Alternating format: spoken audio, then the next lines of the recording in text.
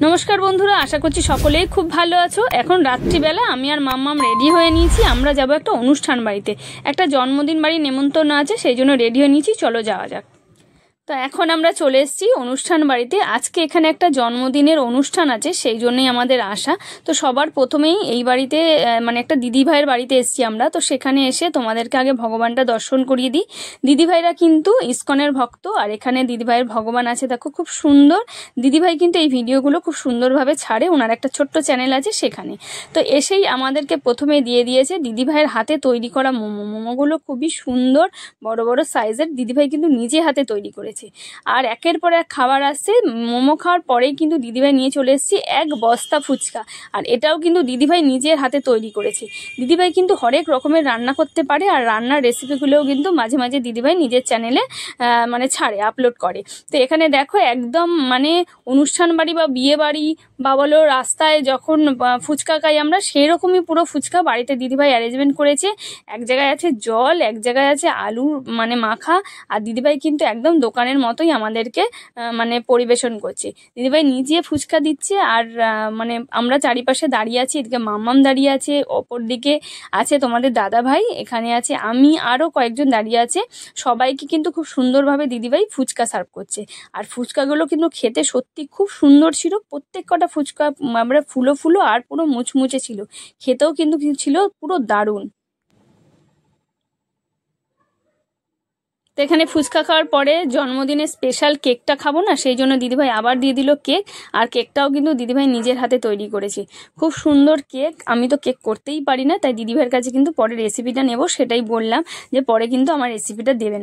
তো এখানে সবাই খাওয়া দাওয়া করছিল, একটা ঘরোয়া ছোট্টখাট্টো অনুষ্ঠান, সেখানে অনেকেই নিমন্ত্রিত ছিল, তাদেরকে খাবার দিচ্ছিল দিদিভাই।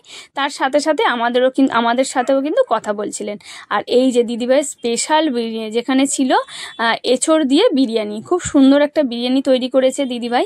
আর সবার খাওয়া দাওয়া হয়ে গেছে, এরপরে আমাদেরকেও দিদিভাই বলল খেয়ে নাও। তো যেহেতু আমাদের বাড়ি আসতে হবে, অনেকটা রাত হয়ে গেছে, 10:30 বেজে গেছে, তো আমরাও বসে পড়েছি এখন দিদিভাইয়ের স্পেশাল বিরিয়ানি খাওয়ার জন্যে। আর বিরিয়ানির সাথেও কিন্তু ছিল আরও অনেক রকমের খাবার, সেইগুলো আর ছবি তোলা হয়নি বা ভিডিও করা হয়নি। তো চলো এখন আমরা বিরিয়ানি খেয়ে নিই, তারপরে তোমাদের সাথে আবার কথা বলছি। তো আমাদের খাওয়া দাওয়া হয়ে গেছে, এখন চলছে একটু গল্প করার পালা। দিদিভাই আমাদের সাথে একটু গল্প করছিলেন। তবে এবার আমরা বাড়ি যাব, কারণ রাত্রিবেলা এখন মোটামুটি 11টা বাজে। তো সবাইকে টাটা করে এখন আমরা বাড়ির দিকে রওনা দিচ্ছি। তো এখন 11:30 বাজে, আমরা একটুখানি আগে মানে চলে এসেছি নেমন্তন্ন বাড়ি থেকে। ওই দিদির বাড়ি গেছিলাম। তো আগের বছরও দিদিভাই আমাদের ইনভাইট করেছিল, তখন যাওয়া হয়নি, কিন্তু এবছর বললো না যেতেই হবে। 1 মাস আগে থেকে নেমন্তন্ন করে গেছিলো, আবার গতকাল এসেও দিদিভাই আবার বলে গেছে। তো আজকে ওই জন্য গেছিলাম, মানে 9টার সময় দোকান বন্ধ করে দিয়েছিলাম। বন্ধ করে আমরা 3জন মিলে গেছি। আস্তে আস্তে একটু লেট হয়েছে, একটু দূরে আমাদের বাড়ি থেকে। তো সেখান থেকে টোটো করে এলাম, এসে এই 15 মিনিট হলো আমরা দোকান, তোমার দাদাভাই আবার দোকান খুলেছে, কারণ কয়েকজন কাস্টমার আছে তারা ফোন করেছিল, তো সেই জন্য দোকান খুলেছে।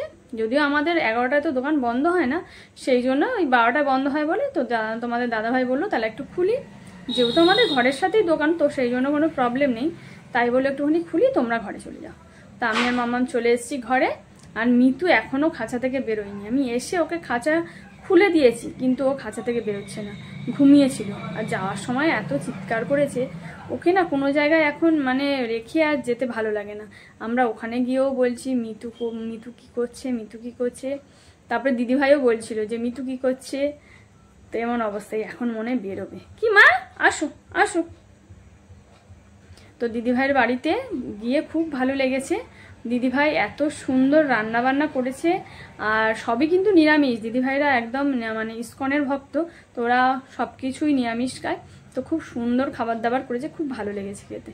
তো যাই হোক, এখন চলে এসেছি।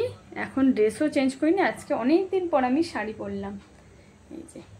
আর এই ব্লাউজটা আমি 3 বছর পর এই নতুন পরলাম আজকে। এটা আমার মায়ের স্মৃতি।